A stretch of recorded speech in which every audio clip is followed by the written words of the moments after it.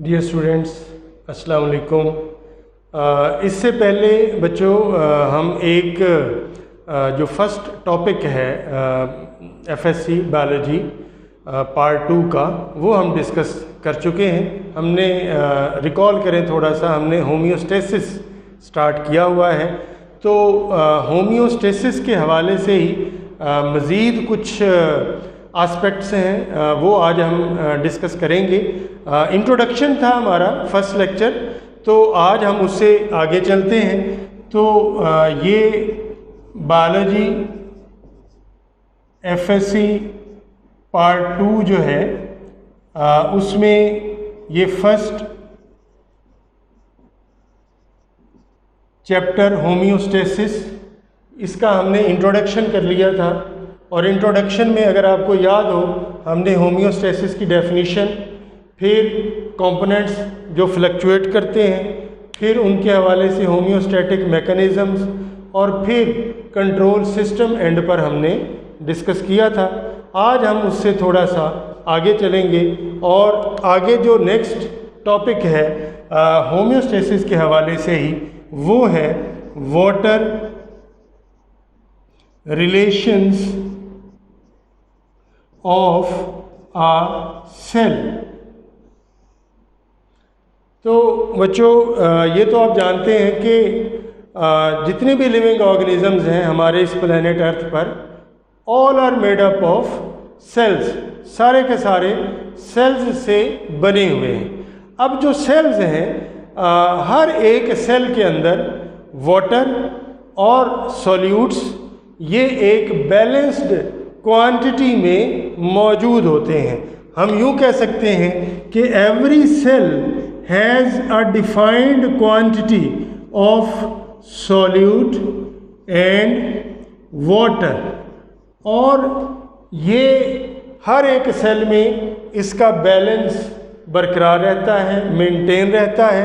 किसकी मदद से मेंटेन रहता है?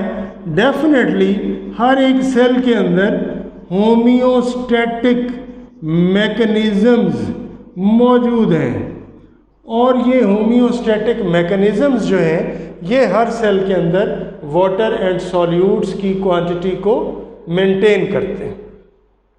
अब हम ज़रा देखते हैं कि ये जो बैलेंस है, balance of water and solutes, इसी हवाले से वाटर रिलेशंस ऑफ सेल्स के हवाले से हम इस पे मज़ीद बात करेंगे, क्योंकि अभी हमने कहा कि हर एक सेल में ये बैलेंस्ड क्वांटिटीज़ में मौजूद हैं। तो ये balance of water and solute की क्यों ज़रूरत पेश आती, किस वजह से ये ज़रूरी है कि सेल्स जो हैं उनके अंदर इसकी क्वांटिटी मेंटेन रहे। तो सेल्स बच्चों ये आप ज़हन में रखें कि जितने भी सेल्स हैं every time they do not face the similar environment, हमेशा उनका एनवायरनमेंट सिमिलर नहीं रहता। Rather they encounter various changes in their environment, उनके एनवायरनमेंट में मुख्तलिफ तब्दीलियाँ होती रहती हैं, और फिर उन तब्दीलियों के साथ ही उनको ज़िंदा रहना है, सर्वाइव करना है। लेकिन उसके लिए क्या चीज़ ज़रूरी है कि उनके अंदर वाटर और सॉल्यूट्स की एक वेल डिफाइंड क्वांटिटी हर वक्त मौजूद रहे। तो जब चेंजेस आती हैं, एक्सटर्नल एनवायरनमेंट में चेंजेस आती हैं, तो फिर रिस्पॉन्स क्या होता है अभी हम देखेंगे कि रिस्पॉन्स जो है सेल्स का वो क्या होगा। Response of cells in different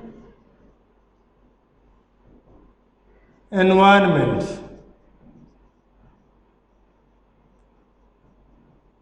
तो बच्चों जाहिर है ये तो बात बड़ी क्लियर है कि हर वक्त जो एनवायरनमेंट है वो सिमिलर नहीं होता, ना हो सकता, उसमें चेंजेस आती रहती हैं। तो हम देखते हैं कि जब ये एनवायरनमेंट चेंज होता है तो फिर सेल्स का रिस्पॉन्स क्या होता है।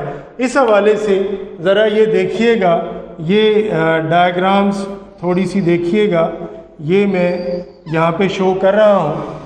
मुख्तलिफ़ किस्म के जो एनवायरनमेंट्स हैं वो मैं आपके सामने ये बना रहा हूँ, ज़रा नोट कीजिएगा इनको। फॉर एग्ज़ाम्पल ये 3 मुख्तलिफ़ तरह के एनवायरनमेंट्स हैं और इनमें ये सेल्स जो हैं ये मौजूद हैं। फॉर एग्ज़ाम्पल ये जो एनवायरनमेंट है ये आइसोटोनिक, ये हाइपोटोनिक और ये हाइपरटोनिक। ये मुख्तलिफ़ तरह के बेसिकली इन तीनों बीकर्स आप कह लें कि इनके अंदर हमने 3 मुख्तलिफ़ तरह के सॉल्यूशंस डाले हैं और इन सॉल्यूशन का जो हमने वाटर और सॉल्यूट का बैलेंस सेट किया है वो किस हवाले से सेट किया है, according to the solution within the cells. Cells के अपने अंदर भी सॉल्यूशन होता है, उस सॉल्यूशन में वाटर भी मौजूद है, सॉल्यूट भी मौजूद है। एक ये सॉल्यूशन जो है ये हमने इस तरह का बनाया है which is isotonic to the cell. जो सेल हमने इसमें प्लेस किया है ये बाहर का एनवायरनमेंट उसके क्या है, आइसोटोनिक है। आइसो का मतलब क्या होता है जी, सेम। Iso means same. अब सेम से मुराद यहाँ पे क्या है, सेम से मुराद है वाटर एंड सॉल्यूट्स। तो ये जो सेल हमने इसमें प्लेस किया है ये सेल जो है अपनी नॉर्मल शेप में बरकरार रहता है। जिस तरह का सेल हमने इसमें प्लेस किया है ये सेल इसी शेप में बरकरार रहता है, उसकी शेप में कोई चेंज नहीं आती।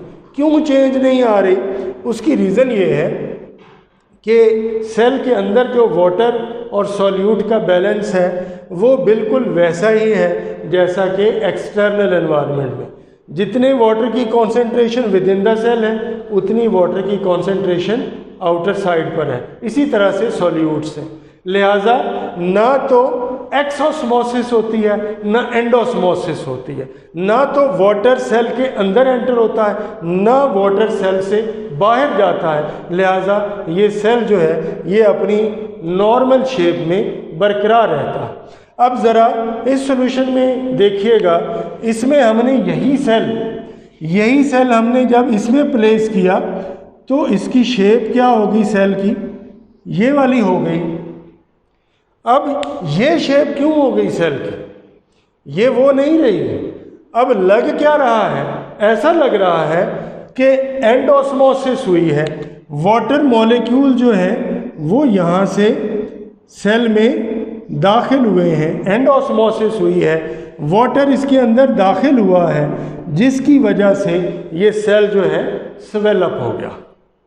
उसकी रीज़न क्या है, क्यों वाटर इसके अंदर दाखिल हुआ है, वो ये है, रीज़न ये है कि यहाँ पे जो बाहर एनवायरनमेंट है यहाँ पे वो क्या था, हाइपोटोनिक। हाइपो का मतलब होता है बच्चों less. Hypo means less. Less क्या है, लेस स्टैंड्स फॉर सॉल्यूट्स और यू कैन से सॉल्ट्स। अगर सॉल्यूट्स या सॉल्ट लेस हैं तो इसका लाजमी नतीजा क्या होगा, लाजमी नतीजा ये होगा कि वाटर ज़्यादा होगा। तो यहाँ पे ये जो एक्सटर्नल एनवायरनमेंट है इसमें वाटर की कॉन्सेंट्रेशन ज़्यादा है, किसकी निस्बत, इनसाइड ऑफ द सेल।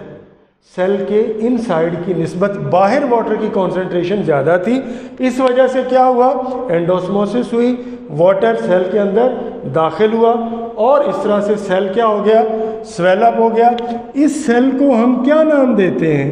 इसको हम नाम देते हैं टर्जिड सेल। इस सेल को टर्जिड सेल कहते हैं।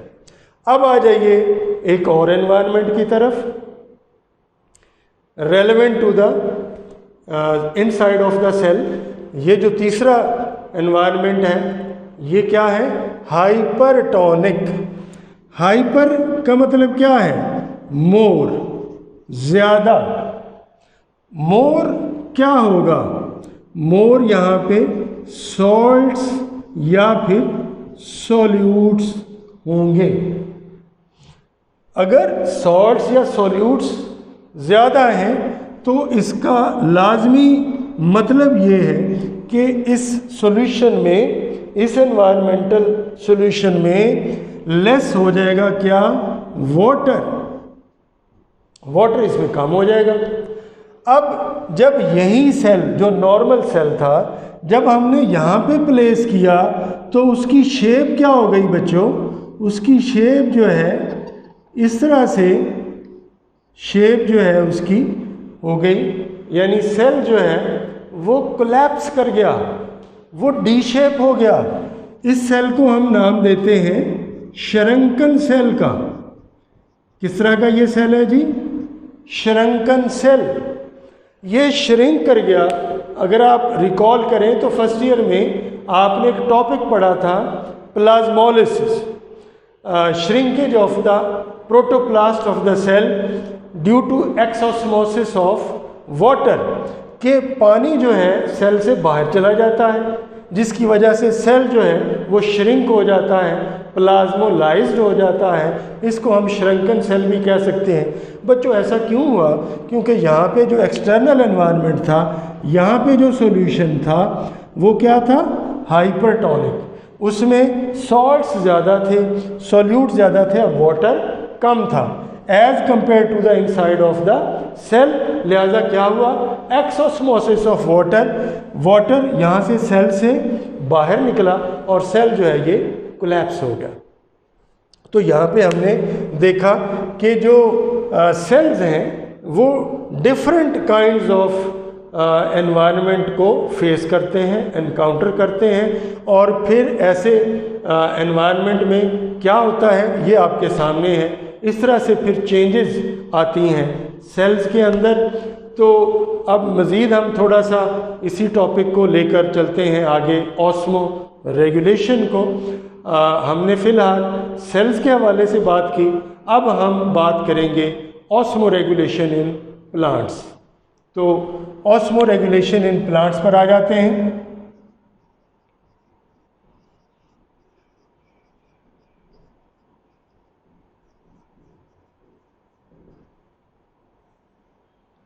Osmo regulation in plants. Plants में जो ऑस्मो रेगुलेशन है, जाहिर है अब ये प्लांट पूरा ऑर्गेनिज्म, पहले सिर्फ सेल की हमने बात की, अब ये प्लांट पूरा ऑर्गेनिज्म है। तो प्लांट्स आपको पता है, प्लांट्स भी वेरियस हैबिटेट्स में पाए जाते हैं। They are distributed in various habitats. अगर हम इनकी डिस्ट्रीब्यूशन देखें तो कुछ ऐसे हैं जो कि एक्वेटिक एनवायरनमेंट में पाए जाते हैं, कुछ प्लांट्स ऐसे हैं जो कि मॉडरेट वाटर सप्लाई वाले एनवायरनमेंट में पाए जाते हैं, और कुछ प्लांट्स ऐसे हैं जो कि severely terrestrial means shortage of water, जहाँ पे पानी की कमी होती है। सीवियरली हम उसको ड्राई भी कह सकते हैं, सीवियरली टेरेस्ट्रियल और ड्राई रीजन में भी ये पाए जाते हैं।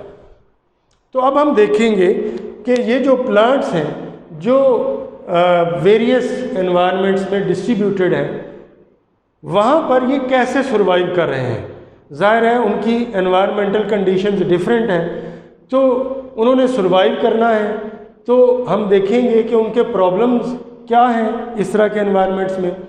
और उन्होंने अपने अंदर किस किस्म की अडाप्टेशन की है ताकि वो इस तरह के एनवायरनमेंट में सर्वाइव कर सकें। हमने इस लिहाज से प्लांट्स को 3 ग्रुप्स में डिवाइड कर दिया है। प्लांट्स को 3 ग्रुप्स में हमने डिवाइड किया है। पहला ग्रुप है हाइड्रोफाइट्स। हाइड्रोफाइट्स ये एक ग्रुप है बच्चों, सबसे पहले हम इसको डिस्कस करेंगे। इसके नाम से कुछ जाहिर हो रहा है। यहाँ पे ये लफ्ज़ हम देख रहे हैं हाइड्रो। हाइड्रो का मतलब क्या है? वाटर। और यहाँ पे दूसरा वर्ड क्या है? फाइट्स। फाइट्स का मतलब क्या है? प्लांट्स। तो हाइड्रोफाइट्स फिर कौन से प्लांट्स होंगे? The plants living in the water. जो प्लांट्स वाटर में रह रहे हैं उनको हम हाइड्रोफाइट्स कहेंगे। बच्चों हम देखते हैं सबसे पहले कि इनका प्रॉब्लम क्या है। What is the problem of hydrophytes? जो वाटर में टोटली सबमर्ज्ड या पार्शली सबमर्ज्ड यानी मुकम्मल तौर पर डूबे हुए या किसी हद तक डूबे हुए रहते हैं, इनका प्रॉब्लम क्या है? तो बच्चों इनका जो प्रॉब्लम है that is flooding of their cells. इनका जो प्रॉब्लम है वो है फ्लडिंग ऑफ देयर सेल्स। इसका मतलब क्या है कि इनके जो सेल्स हैं उनमें हर वक्त पानी की ज़्यादती रहती है, हर वक्त पानी ज़्यादा रहता है। अब ये एक इनका प्रॉब्लम है, क्योंकि जब वाटर ज़्यादा होगा तो डेफिनेटली हर सेल के अंदर जो मेटाबॉलिक रिएक्शंस हो रहे हैं वो डिस्टर्ब होंगे, और वो डिस्टर्ब होंगे तो फिर इनके जो लाइफ प्रोसेसेस हैं वो प्रॉपरली कैरी आउट नहीं हो सकेंगे, और वो कैरी आउट नहीं हो सकेंगे तो प्लांट सर्वाइव नहीं कर सकेगा। तो आइए हम देखते हैं कि इन प्लांट्स ने किस तरह की एडाप्टेशंस कर रखी हैं ताकि इस प्रॉब्लम को फेस भी किया जा सके और इसके साथ ज़िंदा भी रहा जा सके। तो एडाप्टेशन में इन्होंने क्या किया है? Large surface area of their leaves. पहली एडाप्टेशन बच्चों ये की है इन्होंने कि इन्होंने अपने जो लीव्स हैं उनका सरफेस एरिया बहुत ज़्यादा इंक्रीज कर लिया as compare to their volume ratio. तो अब इंक्रीज्ड सरफेस एरिया से फिर क्या होगा? There will be an increased rate of transpiration, और उससे क्या होगा? जो एक्सेसिव वाटर है वो ट्रांसपायर हो जाएगा, उसका लॉस होगा, जिसकी वजह से इनको एक्सेस ऑफ वाटर से निजात मिलेगी। और इसी से रिलेटेड, इसी से मिलती जुलती एक और एडाप्टेशन है कि मोर number of stomata on upper surface of their leaves.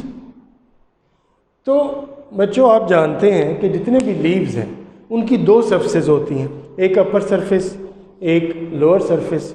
दोनों सरफेसेस पर क्या होते हैं? स्टोमेटा होते हैं। स्टोमेटा आप जानते हैं माइन्यूट पोर्स होते हैं थ्रू विच वाटर ट्रांसपायर्स। ठीक है। नॉर्मली क्या होता है? नॉर्मली ये जो टेरेस्ट्रियल एनवायरनमेंट है इसमें जो प्लांट्स पाए जाते हैं उनके जो लीव्स हैं उनके जो स्टोमेटा हैं they are present largely on their lower side. उनकी लोअर साइड पर स्टोमेटा की तादाद ज़्यादा होती है, लेकिन इनमें अपर सरफेस पर ज़्यादा है। तो ये भी एक इनकी अडाप्टेशन है जिससे ज़्यादा से ज़्यादा वाटर ट्रांसपायर हो जाता है और इस तरह से ये इस एनवायरनमेंट में सर्वाइव कर जाते हैं। Thank you. अल्लाह हाफ़िज़।